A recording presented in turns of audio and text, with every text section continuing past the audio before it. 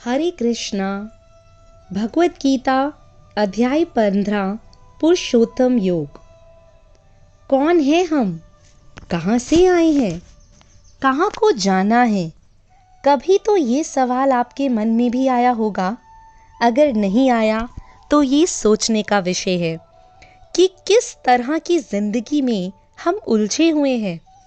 खुद के बारे में सोचने का हमारे पास या तो समय ही नहीं है या इच्छा ही नहीं है।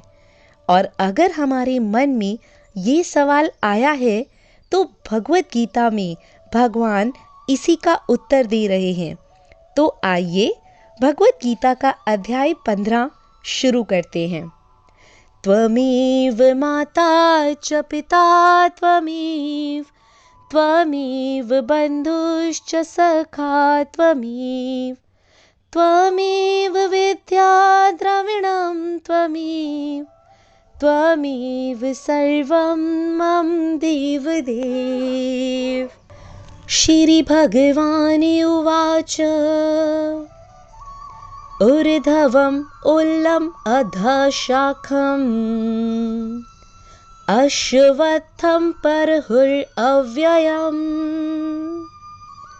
छन्दनासि यस्य पर्णानि यस्य तं वेद स वेदवेद। अर्थात श्री कृष्ण कहते हैं, यह संसार एक अविनाशी वृक्ष है जिसका पेड़ कभी नाश नहीं होता, न सूखता है ना ही मरता है।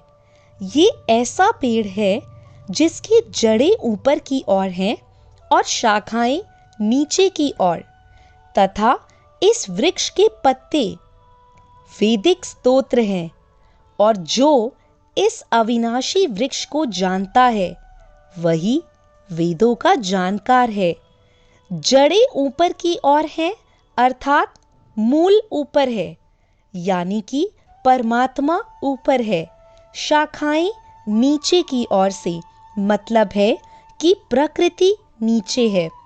ऊपर परमात्मा और नीचे प्रकृति। जो इस बात को समझ जाता है उसको सब विद्या प्राप्त हो गई है। इस संसार रूपी पेड़ की अलग अलग शाखाएं, अलग अलग योनियां हैं, यानी कि हम सब प्राणी जो अलग अलग योनियों में बटे हुए हैं। ये शाखाएं सभी और फैली हुई हैं।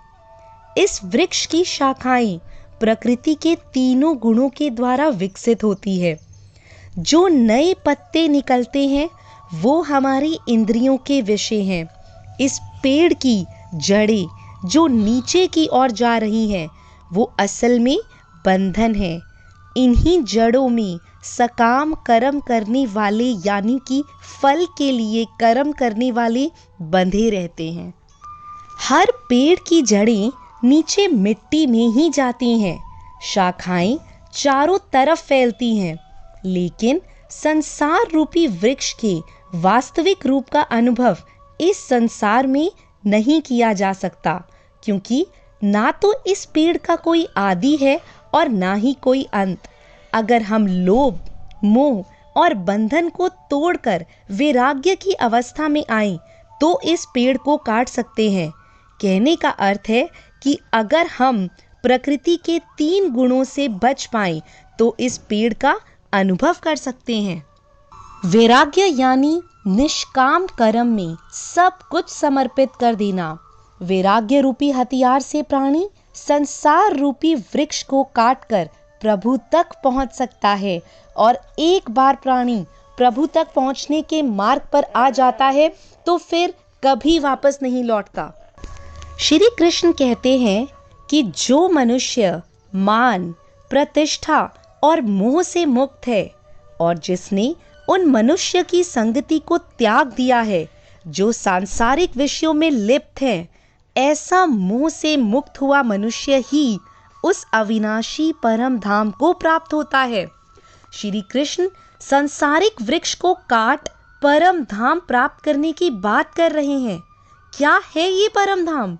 ये परम धाम ऐसी डेजिग्नेशन है जहां पहुंचकर कोई भी मनुष्य वापस नहीं आता। श्रीभगवानुवाच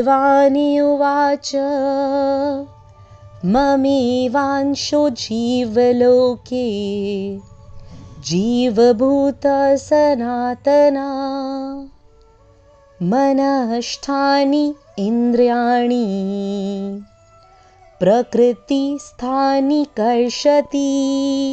अर्थात प्रकृति में जब ब्रह्म का अंश मिलता है तब हम प्राणी बनते हैं। श्री कृष्ण समझाते हुए कहते हैं कि संसार में प्रत्येक जीव में स्थित जीवन आत्मा मेरा ही सनातन अंश है।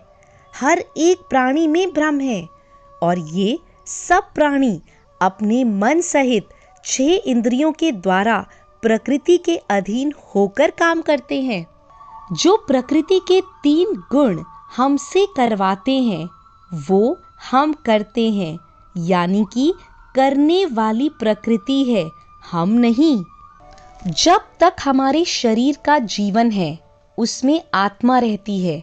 शरीर का समय खत्म होने पर आत्मा को दूसरे शरीर में जाना होता है, लेकिन दूसरे शरीर में जाने का आधार क्या होता है? 6 इंद्रियों के कार्यों के संस्कार के आधार पर ही आत्मा एक शरीर का त्याग कर दूसरे शरीर में चली जाती है। जो भी हम सोचते हैं, करते हैं, उसका हिसाब किताब होता है। मृत्यु के समय सारा हिसाब किताब हमारी आत्मा के साथ अगले शरीर में संस्कार की तरह जाता है। शरीर खत्म होने पर आत्मा पिछले जन्म के संस्कार के साथ दूसरे शरीर में जाती है और फिर दूसरे शरीर में वही प्रक्रिया फिर से क्रियाएमान हो जाती है। फिर से एक हिसाब किताब बनने लगता है अगले जन्म का। इसीलिए ये ज़रूरी है कि हम ये कोशिश करें कि आत्मा शरीर से निकलकर सीधे ब्रह्म से मिले और हम जन्म मृत्यु से बच जाएं।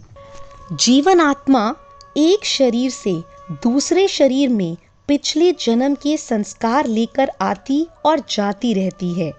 ये सिर्फ वही समझ सकते हैं जिन्हें ज्ञान प्राप्त है, जो ये समझ सकते हैं कि जीवन आत्मा कैसे शरीर का त्याग करती है। लेकिन मूर्ख मनुष्य कभी इस प्रक्रिया को देख ही नहीं पाते। केवल वही मनुष्य देख पाते हैं जिनकी आंखें ज्ञान के प्रकाश से प्रकाशित होती हैं। इसी के साथ आज हम भगवद गीता के अध्याय 15 को यहीं विराम देते हैं। शेष भाग हम अगले सेशन में अध्ययन करेंगे। जय श्री कृष्णा। और कुछ चंद शब्दों के साथ आज मैं अपनी वाणी को यहीं विराम देती हूँ। सारा जहां उसी का है जो मुस्कुराना जानता है। रोशनी भी उसी की है जो क्षमा जलाना जानता है। हर जगह मंदिर, मस्जिद, गुरुद्वारे हैं, लेकिन ईश्वर तो उसी का है जो सर झुकाना जानता है। हरे कृष्णा। जय श्री राधे।